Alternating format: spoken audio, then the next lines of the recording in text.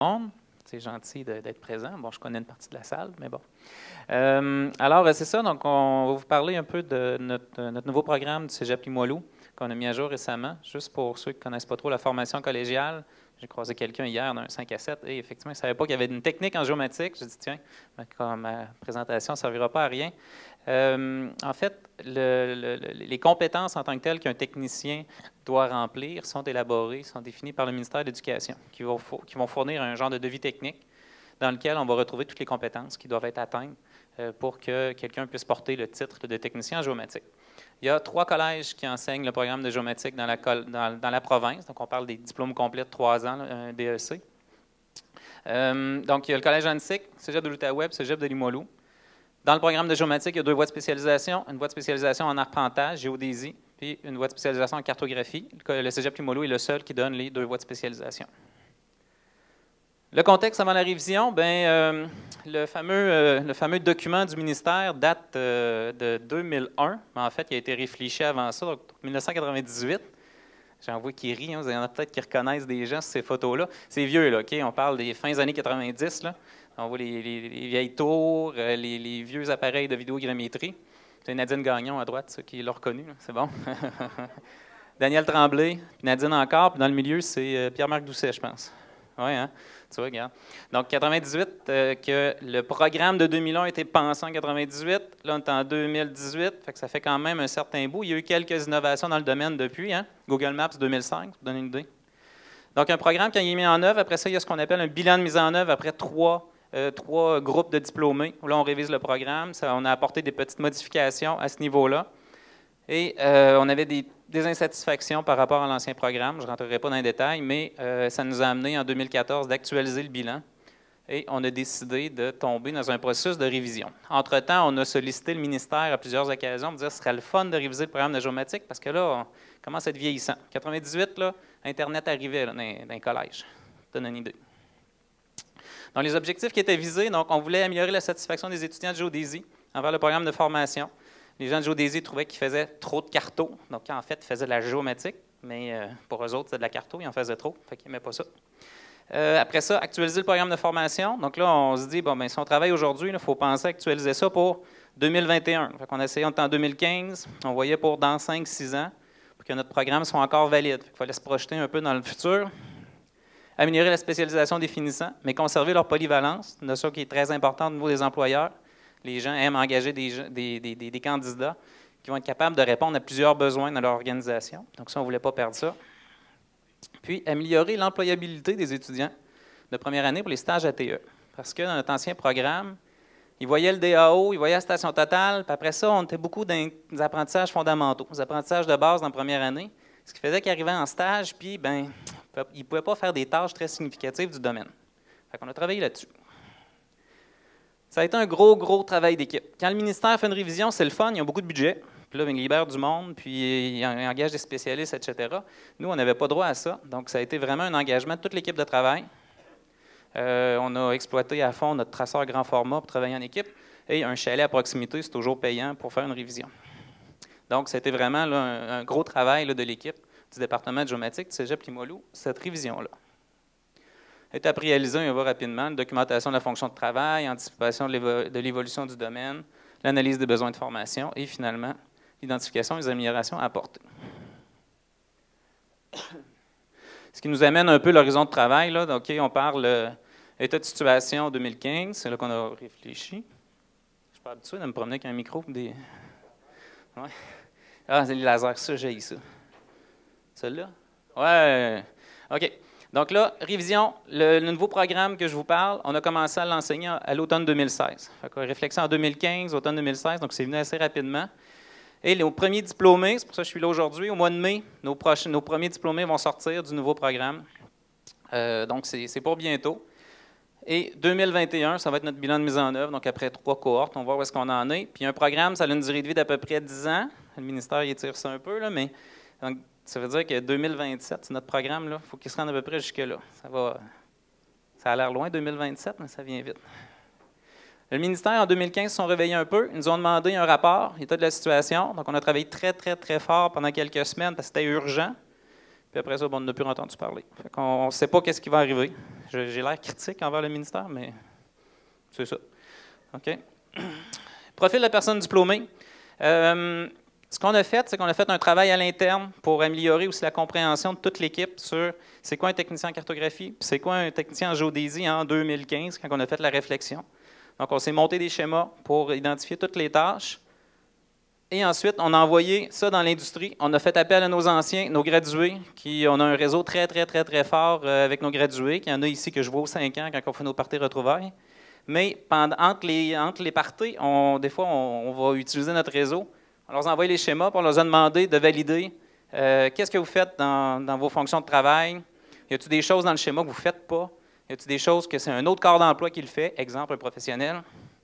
Puis après ça, on leur demandait d'identifier les 3 tâches les plus importantes dans leur fonction de travail. Ce qui nous a amené à des versions finales. Ceux qui sont curieux tantôt pourraient venir voir.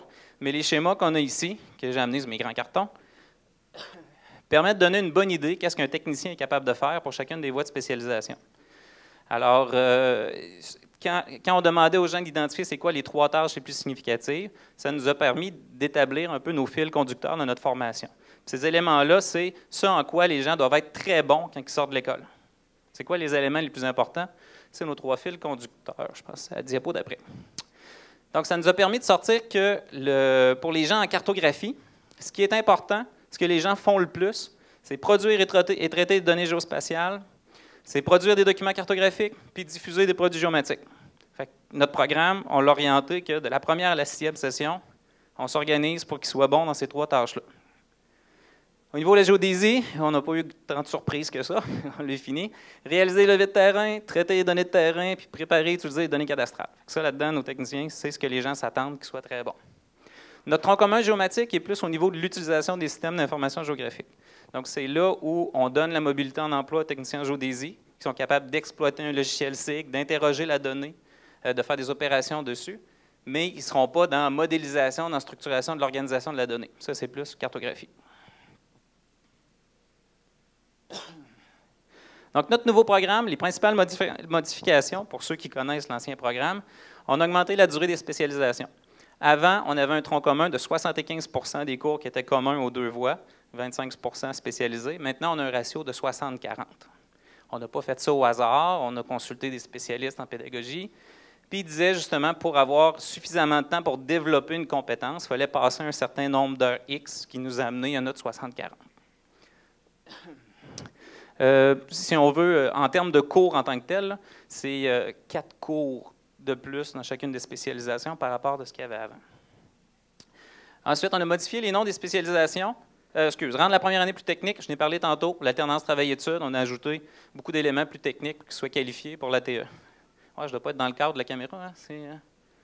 Je m'en préoccupe pas? Parfait. Modification du nom des spécialisations. On a de la misère à recruter, je vais en parler aussi un petit peu plus tard. Géodésie, les gens ne savent pas c'est quoi. Géomatique, les gens ne le savent pas plus. Ça, on est resté quand même avec le nom. Fait que pour géodésie, pour aider, on appelle ça maintenant arpentage et géodésie. C'est juste le nom de la spécialisation, ça ne change pas grand-chose. Puis pour cartographie, dans un sondage qu'on faisait, cartographie, ça avait l'air vieux. Fait que, mais il y en a qui disaient « Ah non, il faut le garder ». Fait que finalement, on appelle ça information géospatiale et cartographie. C'est ce qu'on a essayé comme résultat. Puis, on a, principale modification, on a fait l'intégration de nouvelles technologies. Donc, le web, je l'ai dit tantôt, il n'y avait pas de place dans le programme, on en a fait. Le LIDAR, il n'y a pas de place dans le programme, on en a fait. Les applications mobiles, vous comprenez le principe? Okay. Il y a beaucoup d'éléments comme ça qu'on est allé ajouter dans le programme. Et pour faire plaisir aux gens de géodésie, mais aussi pour répondre aux besoins de formation, il y a des sorties terrain maintenant à chacune des sessions, ce qui n'était pas le cas avant. Puis au niveau, en cartographie, dans à peu près tous les domaines maintenant, bien pas tous les domaines, mais il y a plusieurs domaines, comme exemple en foresterie, en biologie, en aménagement du territoire, les gens utilisent des outils géomatiques. Donc là, nous, on s'est dit, c'est quoi la différence entre quelqu'un qui a suivi un cours d'ArcGIS pendant 30 heures et quelqu'un qui a fait 3 ans d'un programme technique? Il faut que sa carte soit supérieure. Il faut absolument qu'au niveau de l'esthétique, au niveau du message cartographique véhiculé, que cette personne-là fasse un produit de niveau supérieur. Donc, à ce niveau-là, le technicien en cartographie, à chacune des sessions, il va faire des créations cartographiques. Puis on n'utilise pas juste le mot carte, on dit création pour dire on va un niveau au-dessus. Alors, notre nouveau programme. Là, je vais remonter sur le strat, j'ai des notes. Donc, les cours que vous avez en jaune, c'est les cours des disciplines contributives. Géographie, mathématiques, informatique, etc. Puis les cours qui sont en vert, c'est tout ce qui est cours commun. Donc, ce qu'on a fait dès la première année, on est allé mettre des cours spécialisés. Donc, des cours que autant les gens de carto que les gens de géodésie vont suivre. Donc, on a des cours principe de carto, initiation à la cartographie thématique et initiation à l'arpentage, technique d'arpentage. Ce qui fait qu'en ayant ces cours-là, les étudiants peuvent expérimenter les deux spécialisations. Ça leur donne un peu de mobilité aussi en emploi. Donc, exemple, quelqu'un en carto qui s'en va travailler pour une municipalité, puis à l'occasion, il a besoin d'aller faire des levées GPS RTK, bien, il y a une base au niveau des levées GPS RTK. Et vice-versa, un technicien en arpentage qui, à l'occasion, aurait des cartes à faire avec une représentation cartographique, bien, il y a une base qui va l'aider à faire ces tâches-là. La première année leur sert à explorer un peu pour savoir qu'est-ce qu'ils vont aimer davantage. Donc, quand ils sortent de leur première année, nos techniciens savent utiliser ArcGIS, savent utiliser un dessin step ordinateur qui est microstation, savent faire de la vision stéréoscopique à l'intérieur de Summit de Datem, ont appris à utiliser la station totale et le GNSS RTK. Donc ça, c'est notre première année. Deuxième année, la spécialisation commence. Donc là, on a 2 cours dans chacune des spécialisations. Il y a encore des cours communs, donc 3 cours de disciplines contributives, donc mathématiques et informatique. Informatique, qui apprennent à faire de la programmation Python. C'est le langage qu'on a choisi, qui est beaucoup utilisé dans beaucoup de logiciels en géomatique. Alors, c'est ça. Et ensuite de ça, dans le tronc commun, ils apprennent à utiliser encore, on continue l'apprentissage au niveau des logiciels SIG. Ils vont apprendre à faire de l'optimisation de logiciels, Model Builder, FME, etc., etc. Merci beaucoup. Merci. Et ils vont travailler au niveau de l'organisation des données géospatiales pour faire de la modélisation de bases de données. Donc, ce qui est particulier à Carto dans cette année-là, je pensais avoir mes notes, je ne les vois pas finalement. Donc, ils apprennent à faire du captage stéréoscopique dans le cours technique de photogrammétrie. Ils vont apprendre aussi à faire de l'orthorectification. Et ensuite, dans notre séquence d'imagerie, ils vont faire aussi de l'image de données satellitaire. Si on voit le petit logo de carte qui est ici, donc vous voyez, à chaque session, ils vont en faire. Donc, ils vont avoir un cours d'esthétique cartographique, donc toutes les règles de mise en page et de présentation des données cartographiques. Et ensuite, production de cartes fondamentales. Donc, c'est plus la création d'un front de carte avec l'intégration de données venant de plusieurs sources, dont des données de lidar aérien qu'on commence à cette session-là. Mise à jour de la diapo, parce qu'on ajoute des logiciels. On ajoute Python, Enterprise Architect, PCI Geomatica et FME, Model Builder, qui vient s'ajouter à cette session-là. Les gens de géodésie, les cours de calcul, les cours de levée, où là, ils vont aller plus loin sur l'utilisation des appareils, la station totale et le GNSS RTK. Et à la session suivante, ici, à levée topométrique de précision, ils vont apprendre à utiliser le GNSS, mais en mode statique pour l'implantation de points de référence. Et ils vont commencer à utiliser, si je ne me trompe pas, le niveau électronique. Ouais. Le lidar va être à l'autre session. Aspect légaux du territoire, donc c'est l'apprentissage de tous des règlements, si on veut, qui sont en lien avec les travaux cadastraux, les travaux d'arpentage que les étudiants vont avoir à faire sous supervision d'un arpenteur géomètre, mais pour mieux comprendre un peu dans quel contexte se réalisent les travaux. Ensuite, ça passe vite. Donc, géodésie, on voit là ce que ça ajoute. Ah, tu vois, je l'ai mis tout de suite. Le lidar terrestre qu'ils vont commencer à utiliser et le niveau électronique. Et la suite de logiciels qu'on utilise pour les calculs, c'est Géo+. Avec Vision Kogo et toutes les visions, quelque chose là, qui va avec. Troisième année, alors, c'est notre année qu'on ajoute beaucoup de technologies. Au niveau, il nous reste encore 3 cours de tronc commun, 2 cours sur la représentation 3D des données, donc modélisation du territoire, tout ce qui est MNT, les calculs, les représentations, les analyses qu'on peut faire à ce niveau-là. Et le cours de 6e session, où là, on est plus au niveau des maquettes virtuelles, comme les exemples qu'on a vus de la Ville de Montréal, ceux qui étaient à la présentation ce matin. Ces genres de logique-là, on est représentation, mais plus au niveau là, grande échelle, au niveau d'un quartier. En carto, cours de structuration de données, donc chargement de données avec FME, mise en place de topologie, les analyses spatiales, utilisation de l'imagerie satellitaire. Dernière session, SIG multi-utilisateur, donc la gestion d'une base de données multi-utilisateur, base de données géospatiale, l'intégration, connexion multi-usagers, etc. Cours de cartographie web, cours de design cartographique, c'est là qu'on veut créer vraiment notre document. Qui on était dans le processus de révision, on l'appelait le cours hot de carto. C'est un nom-là suivi longtemps. Donc voilà, on est rendu encore plusieurs logiciels. Dans notre troisième année, au niveau de la cartographie, on va utiliser les logiciels de graphisme. Donc Adobe Illustrator, Photoshop qui viennent s'intégrer.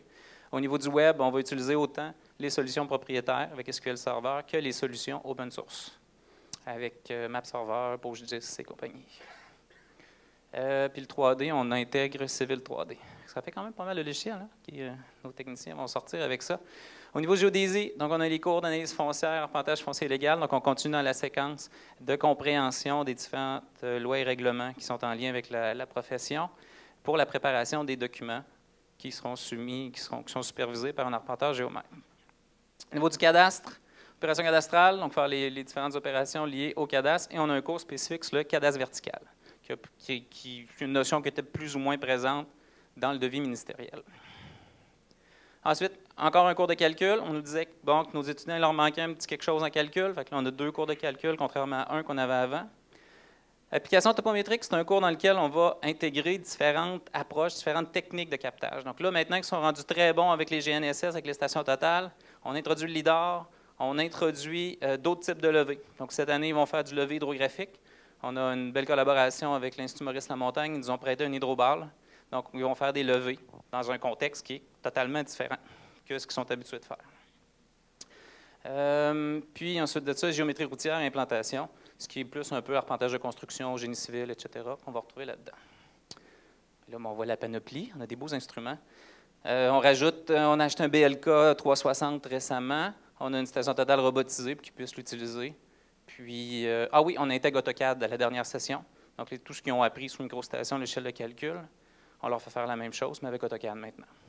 Donc, c'est une critique que nos étudiants nous faisaient, qui ne se sentaient pas prêts à intégrer le marché du travail, vu qu'ils n'avaient pas vu AutoCAD. Donc, là, on l'a réglé, puis on a AutoCAD dans le programme. Voilà.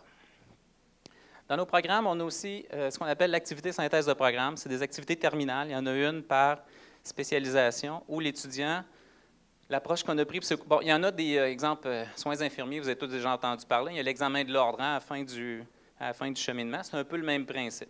Donc, il y en a qui sont un examen terminal, puis tout est dedans, puis il y a beaucoup de stress rattaché à ça. Nous, ce n'est pas l'orientation qu'on a prise. Ce cours-là va servir de plateforme de démonstration pour les étudiants pour qu'ils puissent démontrer que les 3 étoiles qu'on a sur nos schémas, là, les 3 éléments les plus importants, qui sont bons là-dedans. Donc, on est en train d'élaborer des projets. Ça va se faire pour la première fois cet hiver, pour monter des projets qui vont leur permettre là, de faire cette démonstration-là. Je passe un petit peu vite parce qu'il ne me reste plus de temps. Les futurs techniciens et techniciennes, donc voici la première cohorte. De quoi ils ont de l'air? On n'en a pas beaucoup. On va peut-être les mettre en vente ou faire un encan. Je ne sais pas encore qu'est-ce qu'on va faire. On pourrait financer un beau voyage avec ça. Donc, c'est la gang qui s'en vient. On a vraiment une belle gang. On est très, très satisfait jusqu'à maintenant des résultats du nouveau programme. En stage ATE, les commentaires qu'on a, il y en a qui ont vu la différence là, avec cette nouvelle batch-là. Fait qu'on a hâte de voir les employeurs là, avec les gradués, de quelle manière là, la réponse va être. Pour le recrutement des diplômés, ou à peu près n'importe quand vous avez un emploi, vous cherchez un technicien, sur le site du Cégep Limoilou, on a un formulaire pour afficher les offres d'emploi. C'est gratuit. Vous allez remplir ça, puis après ça, automatiquement, c'est envoyé à nos finissants, mais aussi aux finissants des dernières années. Ça remonte à très, très, très loin. Fait que si des fois, vous cherchez un technicien, c'est une belle place, puis c'est d'envoyer à tout notre réseau d'anciens, ça vaut la peine. Puis nous, on l'affiche aussi sur notre page Facebook du département. C'est important de les afficher parce que nous, quand on arrive puis on a besoin de faire des programmes de formation, on dit « Ah, y a-t-il vraiment un besoin géomatique? » Bien, avec ça, on est capable de dire « Bien oui, regarde, l'année passée, on a affiché 30 postes, 40 postes. » Ça aide à déterminer les besoins de main-d'œuvre dans les régions. Alternance travail-études aussi. Donc, à chaque année, il y a des stagiaires qui sont disponibles. Stage 1, stage 2. Si vous allez sur le site Internet du Cégep, vous avez une description, vous avez même des exemples de tâches qu'ils sont capables de réaliser. Marie-Jeanne qui est là-bas, timide, à juste lever la main un petit peu, c'est elle qui s'occupe des stages ATE pour géomatique. Fait que si vous avez des questions, vous êtes intéressant à embaucher, allez porter vos cartes d'affaires, etc. Elle va être super contente. La durée du stage, c'est minimum 8 semaines, maximum 13 semaines. Fait que c'est de fin mai jusqu'à mi-août à peu près. Ouais, nous, nos stages sont tout le temps l'été en géomatique, vu le contexte de travail. L'hiver, il y a moins d'arpentage. On est chanceux. Donc, votre contribution est super importante. On a déjà une très belle collaboration avec l'industrie. Habituellement, quand on demande, là, les gens sont très collaborateurs. Ça nous a beaucoup aidé pour la révision de programme. Donc, continuez avec vos collaborations. Embauchez nos étudiants, c'est super important. Vous faites partie de la chaîne. Hein? Nous, on les amène au seuil d'entrée sur le marché du travail, mais pour qu'ils atteignent la compétence, là, après ça, il faut qu'ils expérimentent, il faut qu'ils le mettent en pratique, etc. Donc, après ça, c'est à vous d'avoir le relais pour continuer la formation. Donnez-nous des rétroactions. Si jamais il y a des affaires, vous vous rendez compte, là, peut-être que telle affaire, vous n'avez peut-être pas pensé à ça, donnez-nous du feedback. Nous, on est dans un processus d'amélioration continue. L'époque où on commençait un programme puis on attendait 15 ans avant de le revoir, c'est terminé. On est vraiment dans une approche proactive pour essayer de faire bouger notre programme le plus possible. Puis, dernière affaire, avant de céder la parole, on n'a pas beaucoup de candidats, on n'a pas beaucoup de gens qui s'intéressent à la géomatique. On a besoin d'un coup de main. Donc, moins il y a d'étudiants, moins il y a de profs, moins il y a de profs, moins on fait de recrutement, moins il y a de recrutement, moins il y a d'étudiants. Vous comprenez le principe? Fait que la plupart des gens qui sont en géomatique, c'est des gens qui en ont entendu parler par leurs proches, par des amis, à chaque fois que vous avez des occasions de parler de la géomatique, de parler des formations qui mènent à, gênez-vous pas pour le faire, puis envoyez-nous-les. Nous, on les accueille à peu près n'importe quand, faire des visites étudiants d'un jour, n'importe quoi. On leur fait faire le tour, puis habituellement, quand on les a dans nos murs, on réussit à les convaincre là, de s'inscrire puis de continuer.